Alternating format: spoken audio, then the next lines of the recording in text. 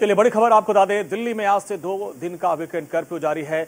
55 घंटे का ये वीकेंड कर्फ्यू है और जिसमें सिर्फ जरूरी सेवाओं को छोड़कर सब कुछ बंद रहेगा। कोरोना के मामले लगातार बढ़ रहे हैं। इसके बाद डीडीएमए की अहम बैठक हुई थी। इस बैठक में ये बड़ा फैसला किया गया कि दिल्ली में अब वीकेंड कर्फ्यू रहेगा और शुक्रवार रात 10 बजे से सोमवार 5 बजे तक यानी 55 घंटे का ये वीकेंड कर्फ्यू रहेगा, जिसमें सिर्फ जो जरूरी सेवाएं हैं उन्हीं को छूट मिलेगी।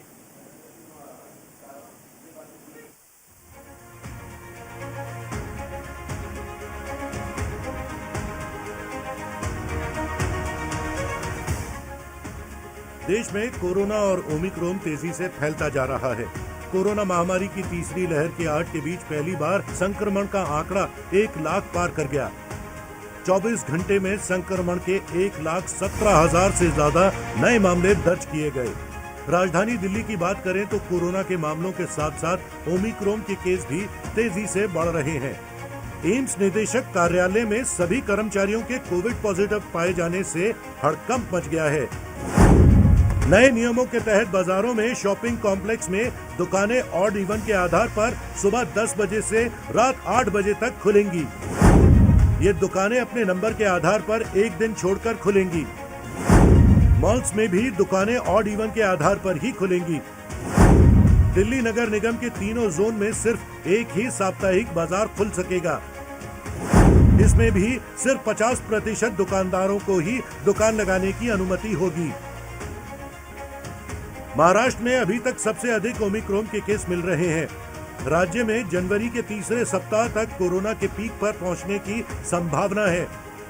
राज्य के गृह मंत्री दिलीप वालसे पाटिल के 20 स्टाफ कोरोना से संक्रमित पाए गए हैं। सूबे में पिछले 4 दिनों में अलग अलग अस्पतालों में कुल 338 रेजिडेंट डॉक्टर कोरोना संक्रमित हो चुके हैं। वहीं मुंबई में अब तक 9,000 से ज्यादा पुलिसकर्मी कोरोना से संक्रमित पाए गए हैं। साथ ही 123 पुलिसकर्मी कोरोना से जान गंवा चुके हैं। बीते 24 घंटे में कोरोना के 20 से ज्यादा मामले सामने आए हैं। मुंबई में हालात और ज्यादा खराब हो गए हैं। वहीं पश्चिमी बंगाल में भी कोरोना का कहर तेजी से बढ़ रहा है। राज्य में आने वालों के लिए RT-PCR टेस्ट कराना अनिवार्य कर दिया गया है। प्रधानमंत्री नरेंद्र मोदी ने भी एक कार्यक्रम में कहा कि केंद्र सरकार ने पश्चिम बंगाल को कोरोना वैक्सीन की करीब 11 करोड़ डोज मुफ्त मुहैया कराई हैं। इसके अलावा बंगाल को 1,500 से अधिक वेंटिलेटर, 9,000 से अधिक नए ऑक्सीजन सिलेंडर भी दिए गए हैं। कई राज्यों में भी कोरोना के मामले तेजी से बढ़ रहे हैं। कोरोना के बढ़ते खतरे को देखते हुए बिहार सरकार ने सभी शिक्षण संस्थाओं को 21 जनवरी तक बंद रखने का फैसला लिया है। इसमें सभी स्कूल, कॉलेज और कोचिंग संस्थान शामिल हैं। साथ ही कोरोना की वजह से मध्य प्रदेश की राजधानी भोपाल में होने वाला विज्ञान मेला रद्द कर दिया गया है। अमृतसर एयरपोर्ट पर शुक्रवार को भी विदेश से आई 2 चार्टर्ड प्लेन्स में 173 यात्री कोरोना पॉजिटिव मिले हैं। एयरपोर्ट सूत्रों के मुताबिक दोनों फ्लाइट्स में 276 से ज्यादा यात्री सवार थे। इन सभी का एयरपोर्ट पर रैपिड एंटीजन टेस्ट किया गया, जिसमें 173 की रिपोर्ट पॉजिटिव मिली है। शेष 103 यात्रियों की रिपोर्ट आनी अभी बाकी है। अमृतसर एयरपोर्ट पर गुरुवार को भी रोम से आई चार्टर्ड फ्लाइट के 179 में से 125 यात्री पॉजिटिव मिले थे। असम में 8 जनवरी से नाइट कर्फ्यू का समय बदलकर रात 10 बजे से सुबह 6 बजे तक कर दिया गया है। केवल वैक्सीन की दोनों डोज ले चुके लोगों को ही होटल, रेस्टोरेंट, सरकारी कार्यालय, शॉपिंग मॉल्स, मल्टीप्लेक्स में प्रवेश करने की इजाजत मिलेगी। उत्तर प्रदेश की बात करें तो पिछले 24 घंटे में कोरोना के 4,288 नए मामले सामने आए हैं। कोरोना के मामलों में बढ़ोतरी को देखते हुए सरकार कई पाबंदियों पर विचार कर रही है। इंटरनेशनल पैसेंजर्स के लिए भी सरकार ने नई गाइडलाइंस जारी की हैं। बिना लक्षण या हल्के लक्षण वाले मरीजों को घरों पर 14 दिनों के बजाय सिर्फ 7 दिन आइसोलेट रहना होगा। ऑक्सीजन सैचुरेशन का पैमाना 94% से बदलकर 93% किया गया है। आइसोलेशन के 7 दिनों की शुरुआत कोरोना की जांच रिपोर्ट पॉजिटिव आने के दिन से काउंट की जाएगी। आइसोलेशन के दौरान अगर मरीज को लगातार 3 दिनों तक बुखार नहीं आए तो मरीज को 8वें दिन से कोरोना नेगेटिव माना जाएगा। इसके लिए मरीज को कोरोना की जांच जरूरी नहीं होगी। अमेरिका और ब्रिटेन के बाद भारत तीसरा प्रमुख देश जिसने आइसोलेशन के दिन कम किए हैं। जाहिर है कोरोना का खतरा बढ़ रहा है तो लोगों को भी अपनी सुरक्षा का ख्याल रखना ही होगा। Bureau report, news India. और कोरोना से जुड़ी एक और बड़ी खबर बता दें आपको, देश में कोरोना संक्रमण की रफ्तार तेज हो गई है। महाराष्ट्र की बात करें तो 24 घंटे में 40,925 नए मामले सामने आए, जबकि राजधानी दिल्ली में 24 घंटे में 17,335 नए मामले सामने आए हैं। और इसी को देखते हुए 10 जनवरी को डीडीएमए ने बैठक बुलाई है। तो ये इस वक्त की बड़ी खबर। कोरोना का प्रकोप लगातार बढ़ता जा रहा है और खासकर अगर हम मेट्रो सिटीज की बात करें तो मुंबई, दिल्ली, कोलकाता, यहाँ पर कोरोना के मामले तेजी से बढ़ते जा रहे हैं। दिल्ली में 24 घंटे में 17,335 नए मामले सामने आ गए हैं और इसी को देखते हुए 10 जनवरी को डीडीएमए ने एक बैठक बुलाई है और सख्त पाबंदियां लागू हो सकती है, ऐसी उम्मीद जताई जा रही है। जबकि महाराष्ट्र में 24 घंटे में 40,925 नए मामले सामने आए हैं और ओमिक्रॉन के भी मामले लगातार बढ़ रहे हैं। तो अलग अलग राज्यों की जो रिपोर्ट आ रही है वो काफी खतरनाक है। अगली बड़ी खबर का रुख करते हैं। प्रधानमंत्री मोदी की सुरक्षा में हुई चूक पर बड़ी खबर यह है कि एनआईए ने आईपीएस संतोष रस्तोगी को नोडल अधिकारी बना लिया है। हरियाणा हाईकोर्ट के रजिस्ट्रार जनरल की वो मदद करेंगे और मामले से जुड़े सभी साक्ष्यों में जो उसको एकत्र करने में, उसको सुरक्षित करने में वो मदद करेंगे संतोष रस्तोगी। तो प्रधानमंत्री नरेंद्र मोदी की सुरक्षा की चूक के मामले में राष्ट्रीय जांच एजेंसी को बड़ी जिम्मेदारी दी गई है। पंजाब में हुई इस चूक मामले में एनआईए के अधिकारियों को चुना गया है। ये सभी महाराष्ट्र कैडर के आईपीएस अधिकारी हैं और आईपीएस अधिकारी संतोष रस्तोगी के नेतृत्व में जांच की जाएगी। सूत्रों के मुताबिक सुप्रीम कोर्ट की तरफ से एनआईए के डीजी को इस मसले पर जांच के लिए नियुक्त किया गया है।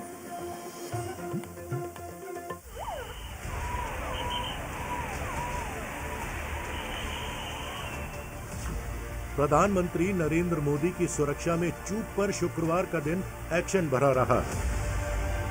दिल्ली से लेकर फिरोजपुर तक गहमा गहमी दिख गई। दिल्ली में देश की सबसे बड़ी अदालत में सुप्रीम सुनवाई हुई तो दूसरी तरफ गृह मंत्रालय की टीम उस स्थान पर गई जहां पीएम मोदी का काफिला करीब 20 मिनट तक रुका रहा। कैबिनेट सेक्रेटरिएट में सुरक्षा सचिव सुधीर कुमार के नेतृत्व में गृह मंत्रालय की टीम ने फ्लाईओवर पर पहुंचकर जायजा लिया और घटना का रिक्रिएशन किया। एमएचए की टीम ने फिरोजपुर के एसएसपी और डीआईजी को पूछताछ के लिए बुलाया। इतना ही नहीं, टीम ने पंजाब के डीजीपी को भी तलब किया। फुल एक्शन में दिखी एमएचए की टीम। इसके बाद हुसैनीवाला बॉर्डर स्थित शहीद स्मारक भी पहुंची और मौके का मुआयना किया। इसी बीच गृह मंत्रालय ने भटिंडा के एसएसपी को कारण बताओ नोटिस जारी किया। गृह मंत्रालय ने एसएसपी से शनिवार शाम 5 बजे तक जवाब देने को कहा है। दरअसल बुधवार को पीएम मोदी की सुरक्षा में जो चूक हुई उसके बाद पंजाब सरकार के आला अधिकारी सवालों के घेरे में हैं। खास तौर पर सूबे के मुख्य सचिव अनिरुद्ध तिवारी और डीजीपी सिद्धार्थ चट्टोपाध्याय। खबर है कि दोनों के खिलाफ केंद्र सरकार एक्शन भी ले सकती है। इतना ही नहीं, पंजाब पुलिस के कुछ अधिकारियों पर स्पेशल प्रोटेक्शन ग्रुप एक्ट यानी एसपीजी एक्ट के तहत कार्रवाई पर विचार हो रहा है। पीएम मोदी के दौरे पर मुख्य सचिव और डीजीपी के मौजूद न होने से गहरा संदेह पैदा हो रहा है। उधर पंजाब सरकार ने पीएम मोदी की सुरक्षा में चूक के मामले में अपनी रिपोर्ट केंद्रीय गृह मंत्रालय को भेज दी है। पंजाब के चीफ सेक्रेटरी ने कहा कि ये रिपोर्ट सूबे के टॉप पुलिस अधिकारियों से बात करके तैयार की गई है। इसी बीच कांग्रेस और बीजेपी में वीडियो वॉर शुरू हो गई है। दोनों पार्टियों ने वीडियो जारी किया। बीजेपी की तरफ से जारी वीडियो में बताया गया कि पीएम मोदी की सुरक्षा में चूक नहीं बल्कि साजिश है। वीडियो में दिख रहा है कि सुरक्षा में लगे पुलिसकर्मी सिक्योरिटी चाक चौबंद करने के बजाय आपस में बात करते हुए दिख रहे हैं। वीडियो जारी कर बीजेपी ने सवाल पूछा है कि कांग्रेस सरकार ने किसके इशारे पर इस घटना की साजिश रची। पीएम की सुरक्षा में चूक को लेकर बीजेपी और कांग्रेस आमने सामने है। बीजेपी नेता का कहना है कि देश के प्रधानमंत्री के खिलाफ गहरी साजिश की गई है। देश के प्रधानमंत्री की सुरक्षा में चूक, क्योंकि कोई व्यक्ति नहीं है, वो एक इंस्टीट्यूशन है, पूरे देश के लिए एक सम्मान का विषय है। और किसी भी होने वाली ऐसी अनहोनी और आशंका पूरा देश उसको सुन करके कल्पना मात्र से ही सिहर जाता है। मुझे लगता है कि पूरा देश ने एक बहुत ठंडी आह के साथ में सांस ली होगी जब उन्हें प्रधानमंत्री जी का ये वक्तव्य सुना होगा, जिसकी चर्चा मीडिया के मित्रों ने की है कि शुक्रिया है मैं जिंदा वापस लौट पाया हूँ। पंजाब के मुख्यमंत्री चरणजीत सिंह चन्नी जी ने जो स्पष्टीकरण दिया है कि देश में प्रजातंत्र है, कोई भी रास्ता रोककर प्रधानमंत्री से बात कर सकता है, ये उनका स्पष्टीकरण नहीं है, ये उनकी स्वीकारोक्ति है कि इस षड्यंत्र में उनकी पूरी तरह से संलिप्तता है। देश में प्रजातंत्र है, लेकिन इसका ये मतलब नहीं है कि प्रधानमंत्री जी को चौंक चौंक पर रोककर जा सके। पीएम की सुरक्षा पर बीजेपी और कांग्रेस चाहे जो भी कहे, लेकिन एक बात तो साफ है कि सुरक्षा में चूक हुई है, और वो भी एक ऐसी जगह जहां से पड़ोसी मुल्क पाकिस्तान की सीमा महज 30 किलोमीटर दूर रह जाती है। ऐसे में आरोप प्रत्यारोप करने के बजाय जांच होनी चाहिए और दोषियों के खिलाफ कार्रवाई भी, क्योंकि ये देश के प्रधानमंत्री की सुरक्षा से जुड़ा मामला है। Bureau report, news India.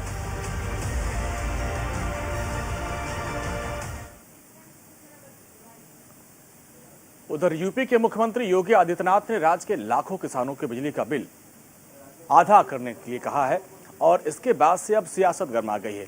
Akhilesh ने इसको लेकर सरकार पर कटाक्ष किया है। इस रिपोर्ट के जरिए समझिए कि बिजली पर किस तरीके से सियासत गर्मा गई है यूपी की। यूपी विधानसभा चुनाव से पहले योगी सरकार ने प्रदेश के लाखों किसानों को बड़ी राहत देते हुए उनका बिजली बिल आधा माफ कर दिया है।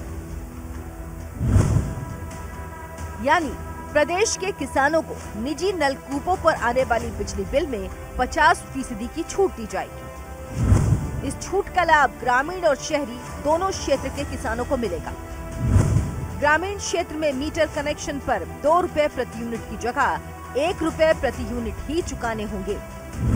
इसके अलावा फिक्स चार्ज में भी छूट दी गई। अभी तक इस कनेक्शन पर 70 रुपए प्रति हाउस पावर का फिक्स चार्ज लिया जाता है। अब ये दर घटकर 35 रुपए प्रति हॉर्स पावर हो जाएगी। वहीं शहरी क्षेत्रों में मीटर वाले कनेक्शन पर किसानों को 6 रुपए के बजाय 3 रुपए प्रति यूनिट बिजली खर्च देना होगा। इस कनेक्शन पर भी फिक्स चार्ज घटा है। अब ये 130 से घटकर 65 रुपए प्रति हॉर्स पावर हो गया है।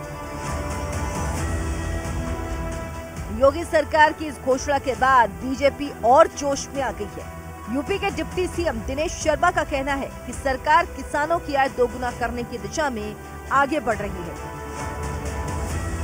बीजेपी का मुद्दा है कि किसानों की आमदनी को दोगुना किया जाए और दोगुना को करने के ही दिशा में एक कदम है। अब उनको बिजली भी आदि दे रहे हैं, अभी आगे हम और भी तमाम सुविधा इन भविष्य में भी देने जा रहे हैं। आज खाद हम दे रहे हैं, बिजली हम दे रहे हैं, पानी हम दे रहे हैं, सिंचाई के साधन हम मुहैया करा रहे हैं।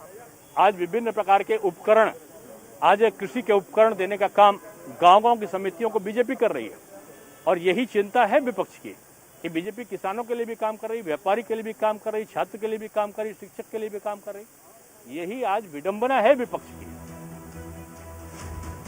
किसान आंदोलन के दौरान भी किसानों ने सस्ती बिजली की मांग की थी, जिसके बाद विपक्षी दलों ने इसे लपक लिया और यूपी विधानसभा चुनाव नजदीक आने के साथ ही मुफ्त और सस्ती बिजली को लेकर घोषणाओं का दौर शुरू हो गया। हालांकि समाजवादी पार्टी का कहना है कि अखिलेश यादव के सस्ती बिजली के ऐलान के बाद सरकार ने ये कदम उठाया है।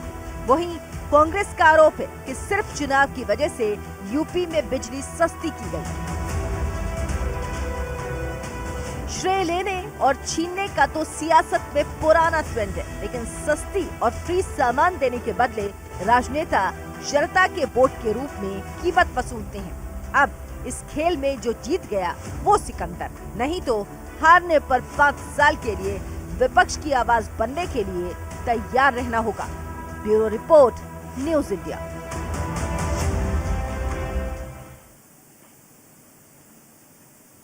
और इस वक्त एक बड़ी खबर आ रही है गोरखपुर में मनीष हत्याकांड से जुड़ी बड़ी खबर। आरोपी पुलिस वालों पर सीबीआई ने अपने चार्जशीट दाखिल कर दी है। इंस्पेक्टर समेत सभी 6 पुलिस वाले भेजे जा सकते हैं तिहाड़ जेल। तो ये बड़ी खबर आ रही है, जिस तरीके से कानपुर के व्यापारी की गोरखपुर में मौत हुई थी और पुलिस के ऊपर आरोप लगा था कि उनकी पिटाई से मनीष की मौत हुई थी। हत्या के आरोपी ये सभी पुलिसकर्मी बनाए गए हैं और सीबीआई ने अपनी चार्जशीट दाखिल कर दी है। ये बड़ी खबर आ रही है और जल्द ही ये सभी पुलिस वाले तिहाड़ जेल भेजे जा सकते हैं। तो मनीष गुप्ता हत्याकांड जुड़ी इस वक्त की सबसे बड़ी खबर आपको बता दें, आरोपी पुलिस वालों पर सीबीआई ने अपनी चार्जशीट दाखिल कर दी है। इंस्पेक्टर समेत सभी 6 जो पुलिसकर्मी हैं वो तिहाड़ जेल भेजे जा सकते हैं, क्योंकि इनको आरोपी बनाया गया है।